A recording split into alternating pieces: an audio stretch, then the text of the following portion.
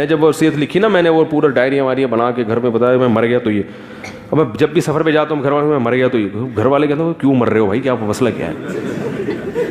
ایک دفعہ میں نے پہلے بھی واقعہ بتایا, جب حج کرنے گیا نا تو ہم لوگ مکہ سے مدینہ ہم نے ایک ٹیکسی لی کرائے پر, کہ مکہ سے ہم مدینہ جائیں, کار لیتے ہیں نا کرائے پر. وہ ڈرائیور عرب تھا.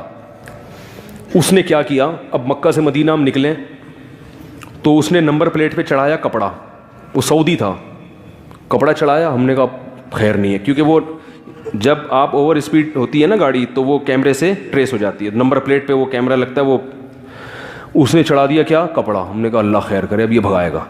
اور اتنی اسپیڈ سے گاڑی بھگائی ہے اس نے, اتنی اسپیڈ سے کہ وہ جو ٹریفک پولیس والے ہوتے تھے نا, ایک دو دفعہ تو ایسا ہوا کہ ٹریفک وہ جو انہوں نے وہ رکھے ہوئے ہوتے ہیں تکون سے روکنے کے لیے, اس کو بھی دھاڑ توڑتا ہوا نکل لیا وہ, اور پولیس والے پیچھے بھاگ رہے ہیں اس کے.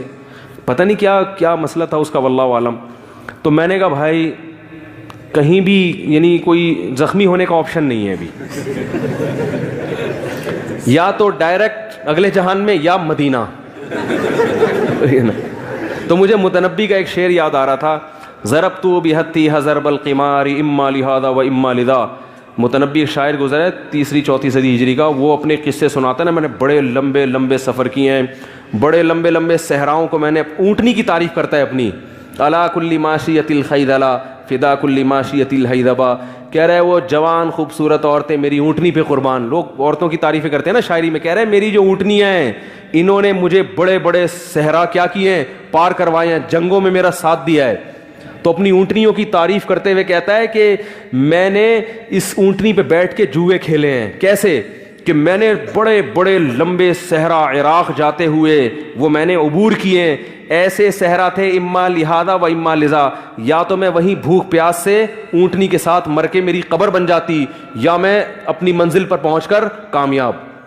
پھر آگے کہتا ہے جب میں کئی ہفتوں کا اور اندھیروں کا سفر اور صحراؤں کا سفر کر کے اونٹنی پہ, اور اپنی اونٹنی کی تعریف کر رہا ہے کہ وہ بڑی اونٹ بڑا زبردست جانور ہے, بڑی وفا کے ساتھ سلولی چلتا رہتا ہے, چلتا رہتا ہے, تھکتا نہیں ہے.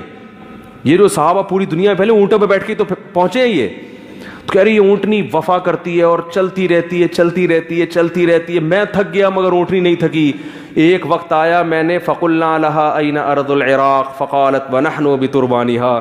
میں نے پھر اونٹنی سے پوچھا کہ بتا عراق کی سرزمین کتنی دور رہ گئی ہے, تو وہ مڑ کے کہتی ہے ونحن بتربانها, بس عراق کی مٹی میرے پاؤں سے لگ رہی ہے, پہنچنے والے ہیں عراق. تو وہ جو اس نے شاعری کی ہے نا, ضربت بحتیھا ضرب القمار اما لہذا و اما لذا, کہ میں نے جوئے کھیلے اس اونٹنی پہ بیٹھ کے. جوئے کا مطلب لمبے سفر کیے کہ یا تو موت یا کامیابی.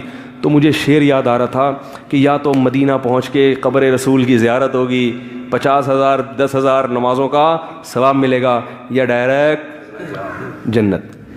تو اس وقت میں نے گھر میں کال کر کے 2-4 جلی وصیتیں لکھوائی کہ 1-2 رہ گئی تھی. میں نے کہا بھائی وہ گھر والے پریشانی ہو کیا رہا ہے, کیا موت کے کنویں میں چھلانگ لگا رہے ہو بھائی, یا سعودی حکومت نے کوئی قصاص کرنے کے لیے. تو میں نے کہا ڈیٹیل بعد میں, کیونکہ وہ سمجھ میں نہیں آتی نا. میں نے کہا ڈیٹیل بعد میں, ویسے ہی لکھوا دی میں نے, وہ جلدی لکھوائی. کیوں؟ مقصد بتانے کا یہ ہے کہ بھائی کوئی کسی بھی وقت مر سکتا ہے. تیز رفتار گاڑی میں تو ویسے ہی چانس زیادہ ہے. آج ہمارے ایک رشتے دار بائی روڈ آئے پنجاب سے. میں نے کہا آپ بائی روڈ کیوں, بائی ایئر کیوں نہیں آئے؟ کہہ رہے ہیں یار جہاز میں نا آپشن نہیں ہے.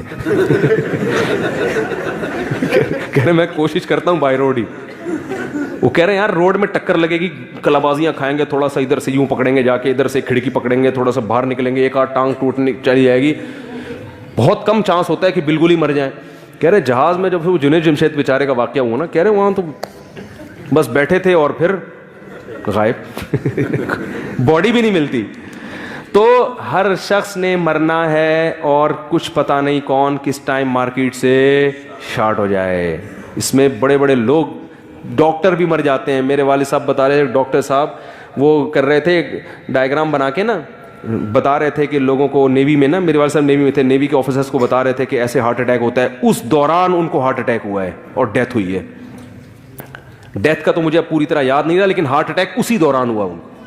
اللہ نے کیسی عبرت کی بھائی, جو ڈاکٹر ہارٹ اسپیشلسٹ کو پڑھا رہا ہے اور بتا رہا ہے کہ ایسے اٹیک ہوتا ہے، این اسی وقت اس کو اللہ نے ہارٹ اٹیک ہوا. اس کا مطلب نہیں کہ آپ حفاظتی تدبیر اختیار نہ کریں، موت کے لیے ہر وقت تیار رہے اور دنیا سے دل نہ لگائے. تو یہی ہے کہ بھائی گناہ سے ہمیں کیا کرنا چاہیے؟ بچنا چاہیے. اللہ تعالیٰ عمل کی توفیق عطا فرمائے.